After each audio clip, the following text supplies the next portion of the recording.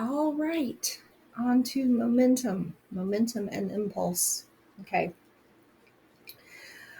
Just a refresher on the equations. Okay. Momentum, mass times velocity. That's like our mass in motion, or also how hard it is to stop something that's moving.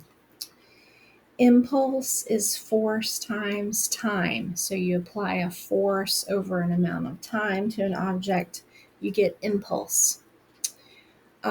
Change in momentum, okay, is just your final momentum minus your initial. And we said that that is the same as impulse. Okay, if you're applying a force over a time to an object, you're going to change its momentum. So those two are equal to each other. And these are just different versions of saying that. Also, the way I wrote it in class was force times time equals mass times final velocity minus initial. That's our change in momentum. That's our impulse. Okay. So this really just connected things we already know about, like force and time and velocity, into a couple of new quantities, momentum and impulse. Okay. All right, so if an object's speed doubles, its momentum will also double. So imagine this equation here. If this number doubles, these are directly related. So this number is going to double. So our momentum is directly related to our velocity value. Okay. Let's see. I probably have to write some equations up here at the top. Okay. Two objects run into each other, they collide, and they link together. Okay.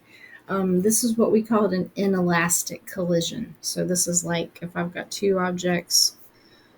So this is my before, they run into each other, and then they're stuck together afterwards. So maybe they're moving that way. That's an inelastic collision.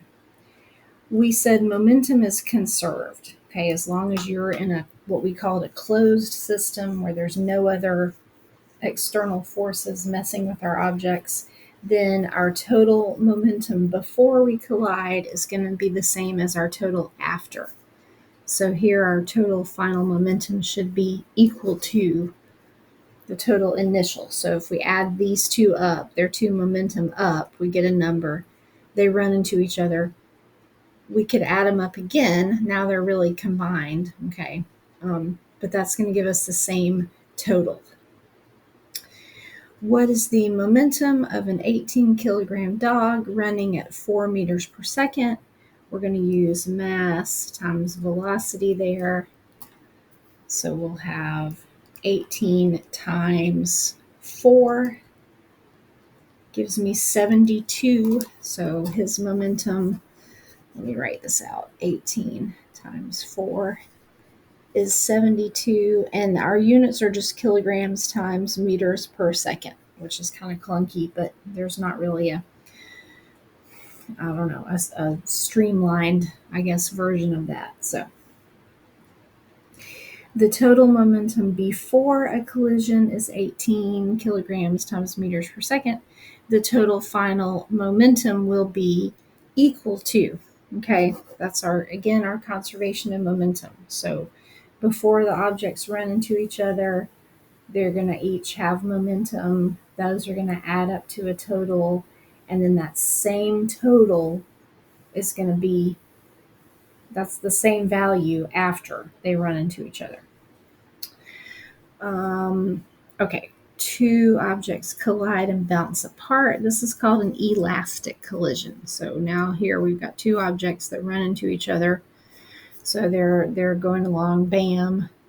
Now they're going to be moving in opposite directions because they're basically bounced off each other.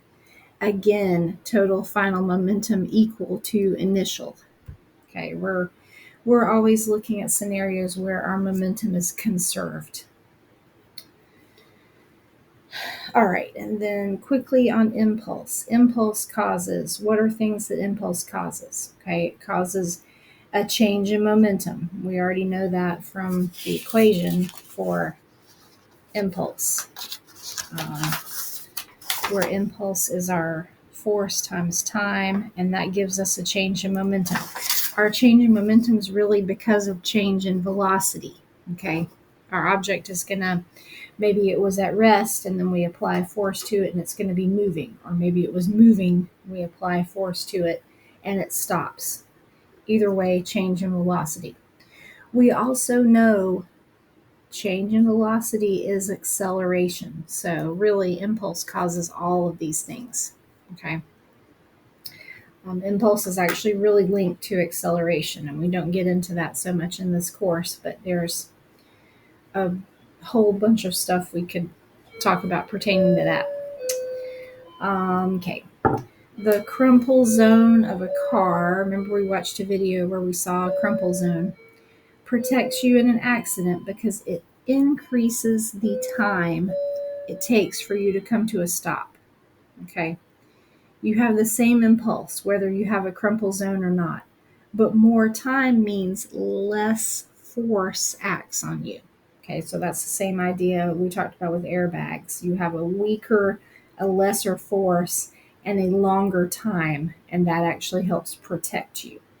The opposite of that is if you didn't have an airbag or you didn't have a crumple zone, and then you would have a large force, short time, but a lot more damage.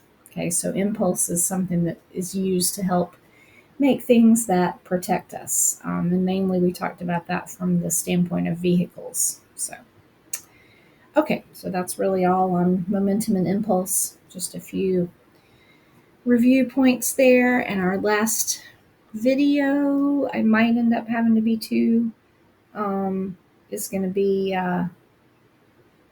work, power, and energy.